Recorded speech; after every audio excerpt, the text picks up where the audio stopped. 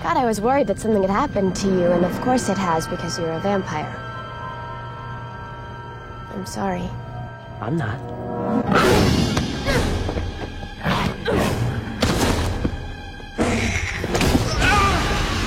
Welcome, I'm your host, Atten. To better understand vampires for our fantasy role-playing games, let's take an in-depth look at their real-world lore and mythologies. Looking all around the globe and into the most frightening myths of nearly every culture, we uncover tales of evil supernatural entities, walking corpses, and blood-sucking ghouls with the characteristics of a vampire. Because there are so many variations of these monsters, we can't really define such a creature with a singular description, but here are some general facts you should know. In our real world, there exist leeches, lampreys, and vampire bats, all of which have a vampire-like quality to their method of feeding. From ancient Egyptian mythology, some say the lion-headed goddess Sekhmet is the world's oldest vampire story. She was a fierce warrior goddess associated with both plague and healing, but connecting her to vampires is more of a modern fantasy invention than a true historical representation. There are legends of her bloodlust, but this was a vengeful manifestation of Ra's power,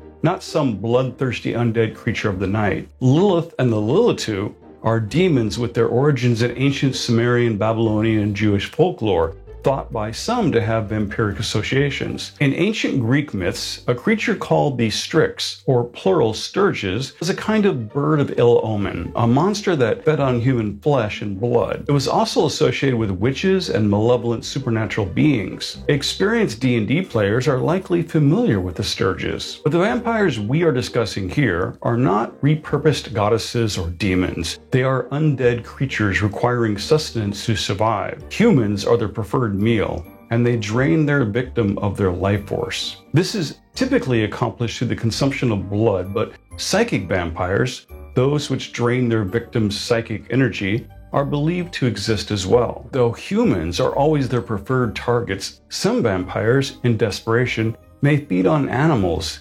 even lowly rats.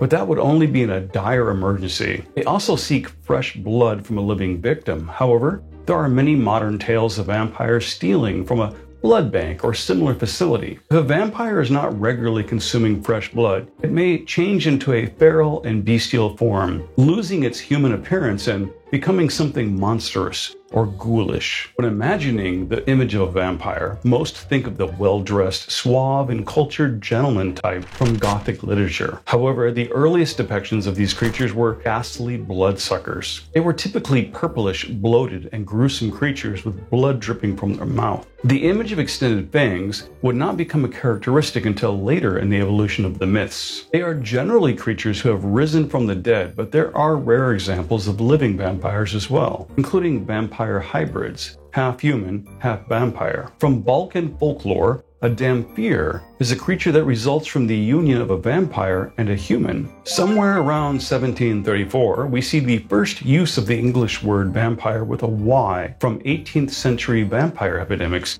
around Eastern Europe. The root word was probably vampir from Hungarian, meaning spirit who feasts upon the living. The so-called vampire epidemics is a label given to a series of events in areas of what are now modern-day Serbia, Croatia, and Hungary. The people living in these communities became gripped by fears of the dead rising to feast on the living. This vampire panic is a type of mass hysteria which resulted in countless corpses being dug up and barbaric rituals performed over them to destroy alleged vampires. After retrieving the decaying body, villagers would look for signs of vampirism, such as a corpse that appeared unnaturally well preserved or had blood around its mouth. There are countless historical examples of fearful villagers beheading and burning suspected vampires. Such rituals might also include, but were not limited to, driving a stake into the corpse's chest.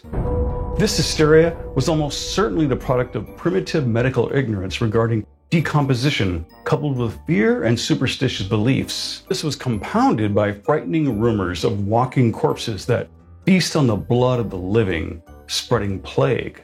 Such tales persisted throughout medieval Europe and were particularly prevalent during pandemics. Because those primitive people lacked the understanding of infectious diseases, Ignorance and fear often turned to conspiracies. Many believed those who became vampires preyed upon their own families, even after death, which was how they explained the spread of illness in a household. Fred died. After his death, others in the family began to die, so obviously, Fred had returned from the grave to kill his family.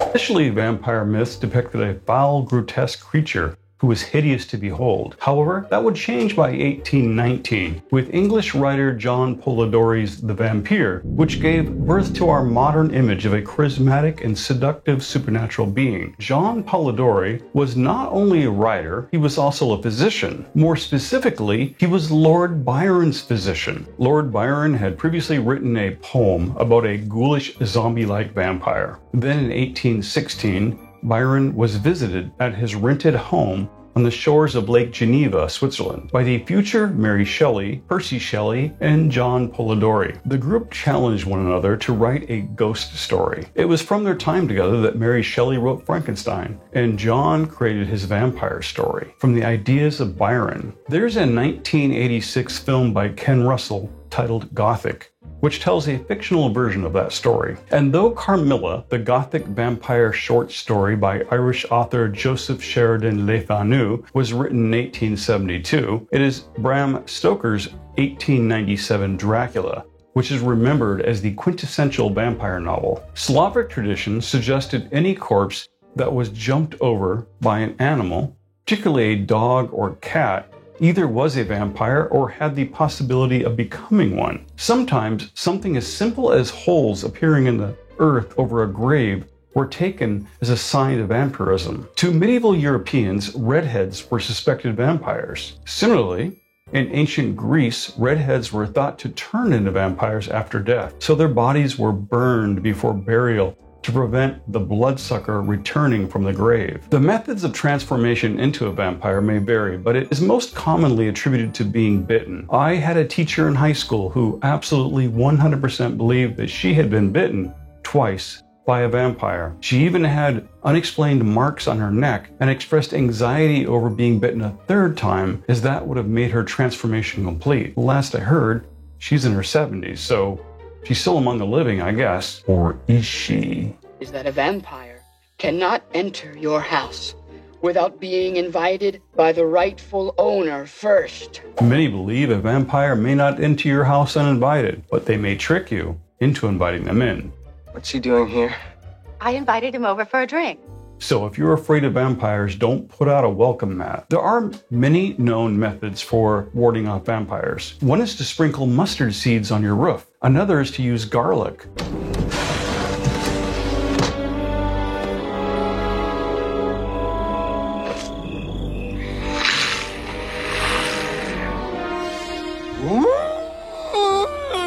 Also, holy water may burn vampires just as sunlight, silver, and holy symbols, with the Christian cross being most widely used in pop culture. But as the vampire in the original 1980s Fright Night movie pointed out, that cross only works if you truly believe in its power. If you look online, you'll find dozens of vampire hunter kits reportedly from the 1800s. However, their authenticity is questionable at best. Vampires are not believed to cast a reflection in mirrors. This myth is thought to originate from early mirrors having been made from polished silver. Since silver harms vampires, it made sense that they wouldn't cast a reflection in the material either. As an important addition to this bit of lore, the first verifiable use of silver against a vampire didn't come until 1939 in a Batman comic. And the vampire's weakness to sunlight, that isn't even part of the original lore and myths either. In fact, it wasn't recognized as harmful to vampires until the 1922 film Nosferatu. The belief in garlic acting as a deterrent may have originated with the disease rabies. In 1998, Spanish neurologist Dr. Juan Gomez Alonso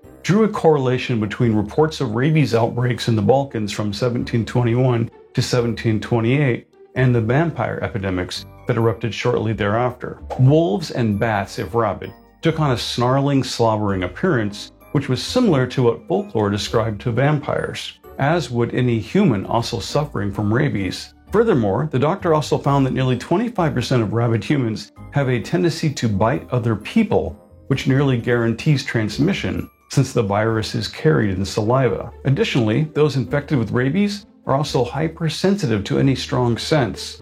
This would naturally include the pungent smell of fresh garlic. And did you know the Count from Sesame Street is more than just a cute play on words? Vampires are said to have an obsession with counting, and rice was sometimes sprinkled around the grave of a suspected vampire to keep them busy should it claw its way back to the surface. There is also evidence that some suspected vampires may have been buried face down to confuse them, so it would burrow in the wrong direction should it reawaken from death's embrace. Some scholars believe a rare blood disorder called porphyria in Eastern Europe may have been the origin of certain characteristics attributed to vampires. Porphyria symptoms include sensitivity to light, which could cause blistering skin, and receding gums that give the impression of elongated teeth. Vampires can be killed with the use of a wooden implement to pierce the heart. In Serbia, they preferred a stake of hawthorn or ash. Other traditional methods of killing vampires included decapitation and stuffing the severed head's mouth with a brick. These practices were said to thwart the after-devourer, a ghoulish vampire-like corpse that chews its own shroud in the grave before consuming its own fingers. Linked to the widespread ignorance about diseases and decomposition, these vampires were believed to kill the surviving members of the family, as it also chewed on corpses in neighboring graves. In 2012, archaeologists in Bulgaria found human skeletons with iron rods through their chests. According to an article published by the BBC in 2012, the pair are believed to have been accused of vampires. Bulgaria is home to around 100 known vampire skeleton burials. As recent as the late 19th century, New Englanders would chop off heads and burn bodies of suspected vampires. They also tore out the heart and lungs, just to be sure. One of the most famous vampires in history was Hungarian noblewoman Countess Elizabeth Bathory, who became known as the Countess of Blood. She earned this nickname from allegations that she bathed in the blood of virgins to retain her youth. The Countess and 4 of her servants were accused of torturing and murdering hundreds of girls and women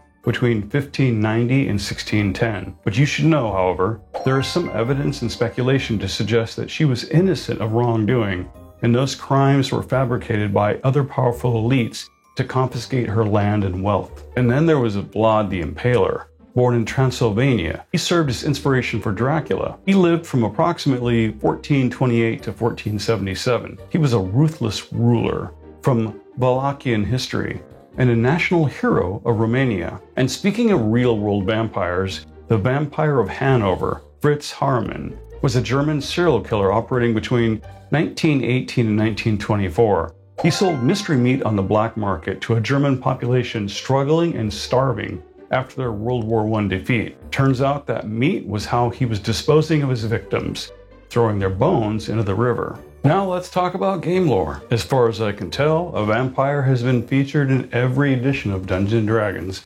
since its creation. This includes many different variations from real-world cultures around the globe. Dungeons & Dragons vampires first appeared in original D&D's Book 2, Monsters and Treasures, from 1974. It says between 1 to 6 may appear, that they drain 2 life levels when they hit an opponent. Now, back in the early days of Dungeons & Dragons, several types of undead would drain you of character levels. This means your 12 level fighter might become a 0 level fighter if he even survives the encounter at all. This entry also informs us that they must always return to a coffin whose bottom is covered with soil from their native land during the daylight hours. The standard Gothic vampire then appears in 1st edition AD&D's Monster Manual. The last paragraph in that entry tells us about Eastern vampires, which have invisibility instead of charming powers. The vampire with the most terrifying physical appearance comes from 1st edition AD&D's Fiend Folio, a creature called the Penanggalon. This absolutely hideous undead takes the form of a disembodied woman's head reeking of vinegar, with its internal organs exposed and suspended from the neck as it flies through the air. In 2nd edition AD&D, the Gothic vampire reappears. In 3rd edition, we are given vampires and vampires spawn. Now, I really like the entry here for saying that vampire is an acquired template that can be applied to any humanoid or monstrous humanoid creature. A vampire uses all of that creature's base statistics and special abilities, except stated otherwise in that entry. So allowing my mind to wander a bit, vampire kobolds deep in the tunnels of an ancient city, but I digress. This line of thinking should be applied to our current vampiric creations, which I'll explain in a bit. In 5th edition's von Richten's Guide to Ravenloft sourcebook, which is one of my favorite 5th edition books, by the way, there's an entry for the Nosferatu on page 230, which is offered as a CR8 undead that possesses the endless thirst of vampires, but none of their grace. Then on page 252, we have an entry for the vampiric Mind Flayer, which is a CR5 undead creature. Another of my favorite books for the 5th edition is The Dreaded Accursed by Kobold Press Frog God Games. This book is dedicated to the undead. It reminds me of the monster lore section from Bolo's Guide, though that book didn't discuss vampires. The Dreaded Accursed has a lot of useful details and several unique vampire types. That book informs us that most vampires, especially older individuals who have lived out all of their violent fantasies in their youth, find some channel for their intensity of feelings. Some turn to arcane study, politics, or the arts, while some prefer a life of criminal empire building or remain content to simply hone their skills as a killer. Whatever it is, whatever it sets its mind to, a vampire has potentially a millennia to practice and can exceed any mortal. The book also has a section called the Vampire Archetype, which gives us a lot of suggestions for creating a unique vampire and tips for using the abilities already given. I highly recommend this book if you are running any type of undead-themed adventures. Game Master Tips. There are just so many books, TV shows, and movies from which to draw our inspiration. In nearly every role-playing game, vampires are represented. Even many futuristic games include them in one form or another. The information I am providing here may conflict with some of the lore and role-playing suggestions offered in a vampire-themed game, such as Vampire the Masquerade. I recommend using whatever meets your criteria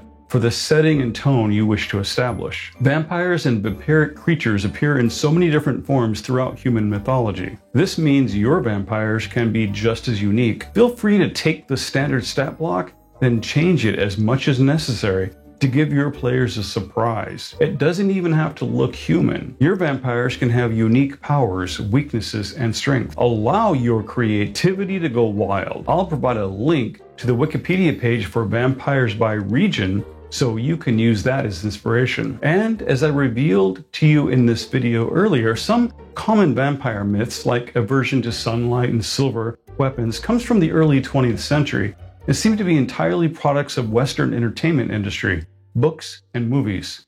Therefore, your vampires don't need to follow any of those guidelines and invent your own unique names. And I suggest doing this with all of your monsters in any role-playing game. As Game Master, you know it's a homebrew vampire, but to your players, it's the Blood Drinker of Shadow Grove. Also, when using intelligent vampires as depicted in pop culture, most will be lawful by necessity. Their survival requires structure, rules, and great discretion. They typically have an oppressive and strict society. As represented in the Dreaded Accursed, lesser vampires may be neutral evil, but as they grow more experienced, they shift to lawful evil. While you might find a chaotic vampire, such a creature might be viewed as a threat to the survival of their brethren if it betrays their existence. Such a creature would typically be destroyed by others of its kind as soon as its reckless behavior exposed the others to vampire hunters. Of course, there are always exceptions.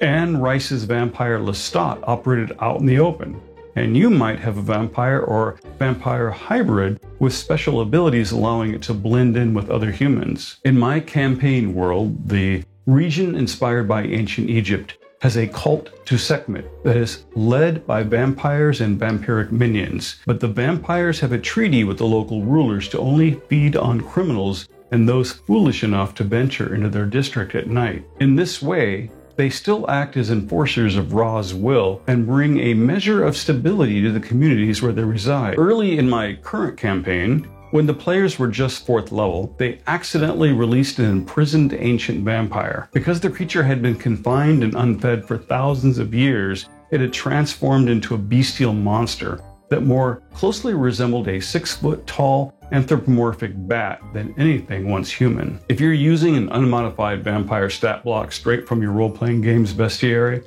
like the Dungeons & Dragons Monster Manual, we need to understand what that represents. Nearly every role-playing game has a bestiary of monsters and NPC types to oppose your heroes. But remember, those stat blocks only represent the most common type encountered and should generally be considered a template for the rank and file. So even the lowliest of monsters may have a unique individual with special characteristics found among them, who might rise to a position of power among the others. When dealing with vampires, this is especially true. I love random encounter charts, and I frequently use them to inject some unexpected surprises into my gaming sessions. And though I would include vampiric minions, followers, familiars, and so on to such randomness, I would never have a true vampire randomly appear. A vampire chooses the time and place of its encounters, and it usually has its followers soften up the target first. So when using a vampire, ask yourself, is this vampire just a lowly, generic example of its kind, or is it a unique creature with goals and a personality? If you are using the generic stat block, your vampire might be a newly turned, inexperienced, and perhaps reckless bloodsucker. Maybe it is desperate, starving, and taking risks a more experienced vampire would not. The game master would need to answer why this is the case, and already a backstory begins to develop, because every vampire has some type of backstory. Perhaps this careless vampire is so full of hubris that it overestimates its own powers. Such characteristics suggest any previous kills might have been solely made against easily defeated commoners. Has the vampire become lazy and complacent? If so, there are most certainly local legends about mysterious disappearances that none have traced back to its source. Perhaps this vampire operates entirely hidden from human society and is extremely careful in covering its metaphorical tracks. Another option is for the generic vampire to simply be a thrall of a greater vampire. This minion could be an expendable servant sent to test the strength of the intruders. While this vampire would initially attempt to show strength and dominance over its prey, as it nears defeat, the undead creature would begin threatening the adventurers with promises of its master's vengeance. A lowly vampire might be a decoy or imposter. Killing this creature might even fool the adventurers into thinking they defeated their intended target, leading them to return with tales of their victory. Unfortunately for them, they discovered later, in the worst way possible, at a time of the real vampire's choosing, that they were mistaken. If you're using a role-playing game set in the modern era or near future, you absolutely need to include some Nazi vampires. That guy with a funny mustache, well, he was obsessed with the occult and creating a coven of vampires to infiltrate the world, working secretly for decades or centuries behind the scenes to fulfill his evil schemes. That is a no-brainer. The most powerful vampire of a nest may have established a cult following of loyal servants willing to lay down their lives. And keep in mind, this doesn't automatically assume these followers were even aware of their leader's true nature. Some or all of them may know, but it isn't a requirement. It all depends on what the master vampire chooses to reveal and to whom. I told you about these stirges from Greek legends earlier in the video. If your adventures occur in an ancient Greek-inspired setting, you may wish to use these bloodsuckers, especially in connection to a more powerful vampire, using them as spies. And not every vampire needs to actually be a vampire. Just like the vampire of Hanover, Fritz Harman, which I mentioned previously, a mortal human may be involved in crimes that are so heinous the local population believes there's a vampire hiding somewhere in the community. This is a great scenario for first-level heroes who hear about a vampire feeding on local residents. And imagine what happens if some actual vampires hear about this and come to eliminate the unruly imposter vampire. As Game Master, you can really mess with expectations by simply having local townsfolk incorrectly labeling something as a vampire while scaring the poop out of your players who know they're not powerful enough to take on a vampire. And consider creating a unique vampire that doesn't drain life force but psychic energy instead, draining wisdom and intelligence.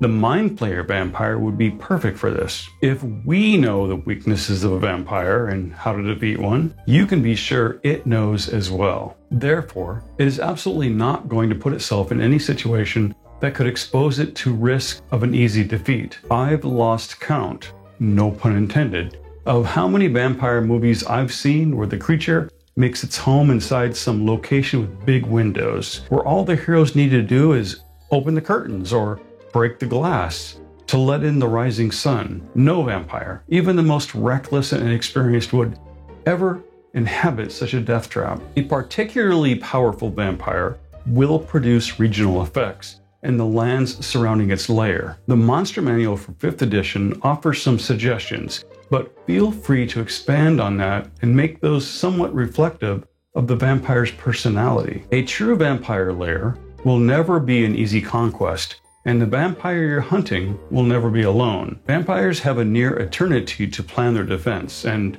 amass intricate schemes and traps to guard their lairs, and a vampire should have the ability to transform into a gaseous form. This means they could place their coffin behind physical traps and obstructions that mortals could not easily access. In the Lost Caverns of Socanth, for example, Egwil's daughter has her coffin sealed behind stone that is only accessible through a small crack, which she enters in gaseous form. The Curse of Strahd is 5th edition's version of Advanced Dungeons & Dragons' classic Ravenloft adventure from the 1980s, and it's really well done. However, Strahd is a bit weaker than his original appearance. To correct this and make him a foe worthy of his reputation, I would update his life force drain ability to that of AD&D's vampires. This means in addition to his listed necrotic damage and hit point drain, the victim would also lose 2 character levels from each bite attack made against them, reducing their attack rolls until they receive magical restoration. You may even rule that a victim regains 1 loss level